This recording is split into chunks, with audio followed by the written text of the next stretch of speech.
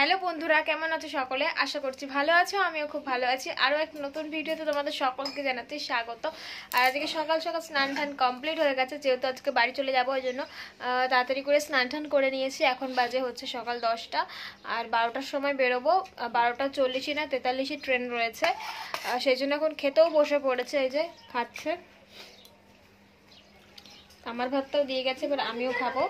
আর বোন হচ্ছে স্কুলে যাবে, সেই জন্য বোন রেডি হচ্ছে, স্কুলে যাবে বলে ওর খাওয়া কমপ্লিট হয়ে গেছে। এদিকে আই, দেখা যাচ্ছে না তো, স্কুলে যাবে সেই জন্য রেডি হয়ে গেছে। তো ওর সাথে আর দেখা হবে না বাড়ি, মানে যখন আমি বেরিয়ে যাব তখন তো স্কুলে চলে যাবে অলরেডি, মানে এখনই চলে যাবে ও। তো চলো দেখতে থাকো, আমি খেয়ে দিয়ে তারপরে রেডি হব। চলো। তো এই যে 12টা বেজে গেছে, আর এখানে এই যে ব্যাগ নিয়ে আগে আগেই দাঁড়িয়ে পড়েছে যাওয়ার জন্য। সত্যি সত্যি মায়ের কি আর বলবো, আর এই যে আমার ব্যাগ, আর এদিকে আমিও রেডি। তো চলো যাওয়া যাক। তো এই যে বেরিয়ে পড়েছি, ভীষণ রোদ। তো মা আজকে আমাদেরকে এগোতে যাবে না, কারণটা হচ্ছে যে আজকে তো বোন স্কুলে চলে গেছে, তাই আমাদেরকে এগিয়ে দিয়ে মা কি আবার একা একা বাড়ি আসবে, সেই জন্য আর কি আমাদেরকে এগোতে যাবে না। বাড়ি পর্যন্ত, মানে বাড়ি বাইরেটা পর্যন্ত, তার বেশি আর যাবে না। তো চলো টাটা। ওদিকে বোনের ভিডিও মা করে দিচ্ছে, বোন যেহেতু স্কুলে গেছে সেই জন্য। তো আজকে একটু তাড়াতাড়ি বেরিয়ে পড়লাম, ট্রেনের এখনও দেরি আছে, তো যেতেও তো একটু টাইম লাগবে, আবার টোটোয় যাবো, টোটো পাবো, এই একটা টাইমের ব্যাপার আছে। তো সেজন্য তাড়াতাড়ি বেরিয়ে পড়লাম। তো চলো স্টেশনে গিয়ে একেবারে তোমাদের সঙ্গে কথা হবে। তো তারপরে আমরা স্টেশনে আসার পরে আমরা ট্রেনে উঠে পড়েছি। প্রথমেই কিন্তু আমরা কাটোয়া লোকালে উঠিনি, আমরা সবার প্রথমে উঠেছি ব্যান্ডেল লোকালে। ব্যান্ডেলে এসে তারপরে ট্রেন চেঞ্জ করে তারপরে কাটোয়া লোকালে উঠেছি। মানে কাটোয়া লোকালটা শেওড়াফুলির ওপর দিয়ে আসতো, তাও আমরা ওই ট্রেনটা ফাঁকা বলে একটুখানি বসে বসে যেতে পারবো, তাই ব্যান্ডেল পর্যন্ত এই ট্রেনটাতে চলে এসেছি।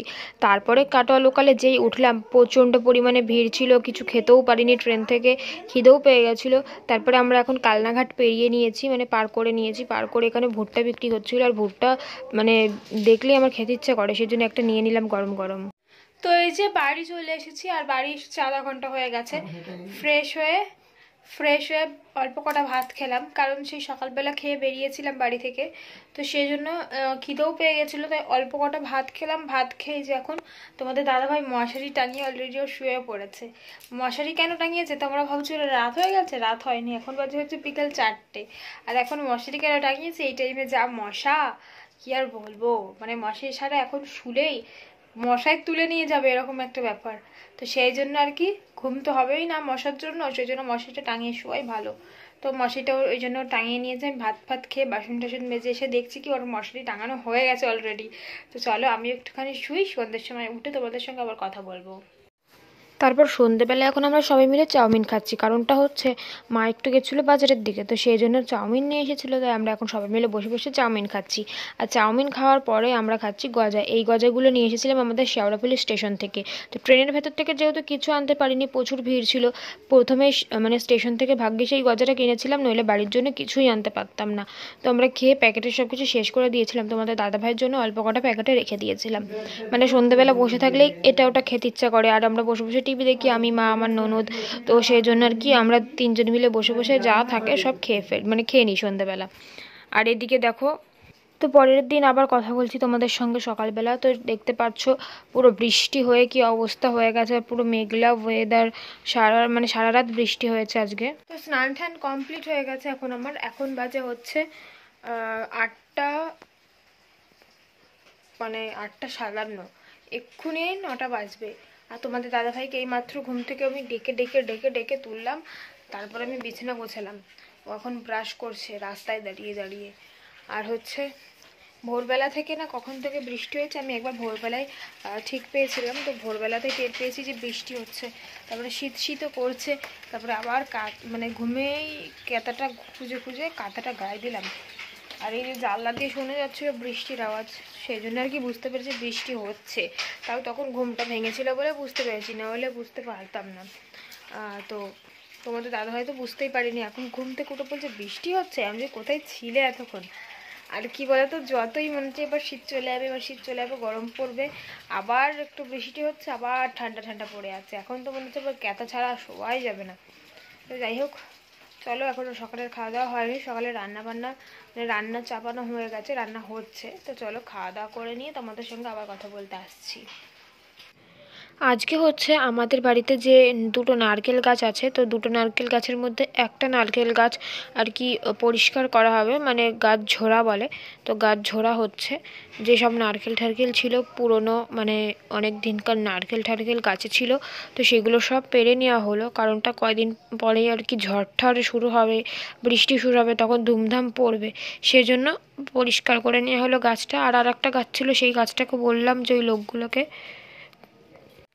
পরিষ্কার করে দেওয়ার কথা বললেও কিন্তু কি করে দিল না, বললো একটা গাছই করবো আজকে, আর একটা গাছ করব না। তো যাই হোক, ওই গাছ ফাছ পরিষ্কার করে এদিকে আমি রান্নাও করে নিয়েছি, মানে রান্না হচ্ছে আর কি। এটা হচ্ছে বাবার জন্য আলাদা করে সোয়াবিন আলু ছাড়া, আর আমাদেরটা আলু দিয়ে সোয়াবিনের তরকারি করেছি। আর এটা হচ্ছে সর্ষে আর হচ্ছে কাঁচা লঙ্কা বাটা দিয়ে সজনের ডাঁটা চচ্চড়ি। তো এই যে এখন গরম পড়েছে, এখন কিন্তু এই খাবারটা বেশি হবে প্রত্যেক বাড়িতে। সজনে ডাঁটা তো হবেই, আর সজনে ডাঁটা বেশ খেতে ভালোও লাগে এই গরমে, তাই না? সজনের ডাঁটা দিয়ে মাছের ঝোল খুবই ভালো লাগে খেতে, বাঙালিদের ওটাই হচ্ছে বেস্ট খাবার। তো আজকে চচ্চড়ি করছি ডাঁটাগুলো। তো বন্ধুরা, এখন হয়ে গেছে রাত্রিবেলা, আর রাত্রিরে এখন তোমাদের দাদাভাই নিয়ে এসেছে 1 প্যাকেট দুধ। তো এই দুধটা আমি ওকে আনতে বলেছিলাম, কারণ আমার একটু দাঁতের সমস্যা হচ্ছে আর কি, সেই জন্য আমি ভাত খেতে পারছি না।